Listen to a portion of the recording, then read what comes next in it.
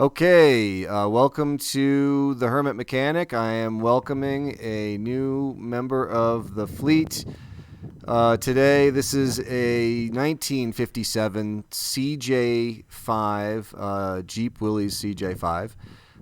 It's got some great patina on it that I'm going to try to preserve, I think, rather than stripping it down and repainting it. I think I'm going to either just buff it out and clear coat it or wax it, something to preserve the existing patina.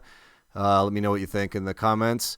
Anyway, she's in pretty good shape. No real rot on it anywhere. A real solid little Jeep.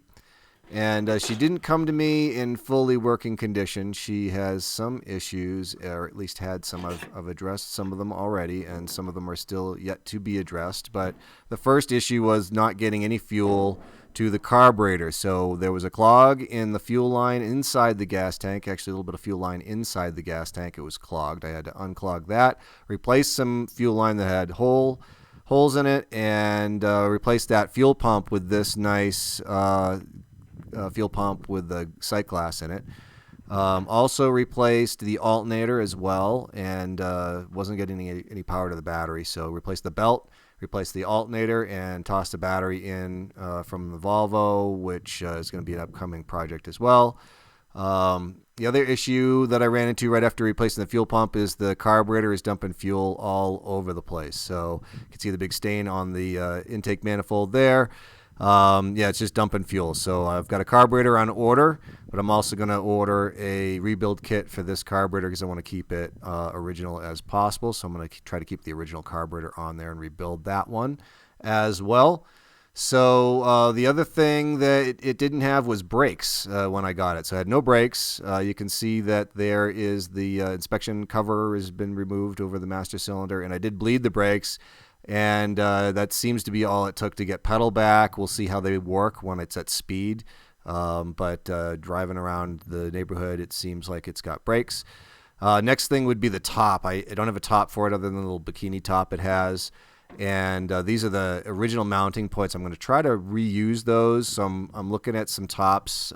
They make some in India that use the original civilian bows, crossbows. So I'm going to try to get something like that on it and keep it looking pretty original and kind of unique. So I did have to do some wiring as well. You can see there's a ground strap I added to the back of the alternator that it was missing originally. I'd like to do a little bit better job, but that's what I had. But I am getting almost 14 volts at the battery now, which is sufficient to be charging the battery up.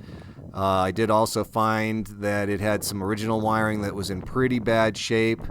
You can see how bad the insulation has just come apart on this wire here. It was originally repaired just by being wrapped with electrical tape, and some of that was still intact, some of it wasn't. So went ahead and made this up with some cord that I had in the shop just hanging around. It looked like it was pretty good quality, fairly heavy. So I went ahead and attached it to the existing socket and used the existing grommet and soldered heat shrinked everything up. So it should be pretty good to go after that. And you can see here that it goes in through the existing or the original port, and I'm using the existing grommet. It's all in place now, and it's tucked in really nice. Around the light and using the already existing wire management there in the front of the Jeep. We got lights. I don't have parking lights, but I do have blinkers front and back, at least on the driver's side. I'm hoping that the passenger side is related to the fact that the bulbs in those little front parking lights are both bad. So one only does blinker, no parking light. The other one does nothing. However, I have been able to get it out and drive it around a little bit because even though the carburetor is dumping fuel everywhere, it does run pretty well. I was able to take it down the road a couple of times, make sure everything works, run it through all the gears, keep it in low range in the transmission in the transfer case, and I ran through all the gears with it, and it seems to do everything pretty much as expected. Just need to get a couple of little odds and ends fixed with her.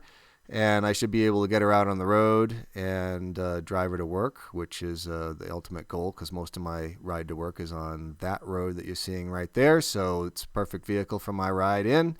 So hopefully it's going to end up being a pretty good little CJ5, but just got a couple little things still to do and wrap it up and get her mechanically sound, and then I'll start looking into doing something with the finish. Probably won't come until next spring, but thinking probably going to try to preserve the patina as is.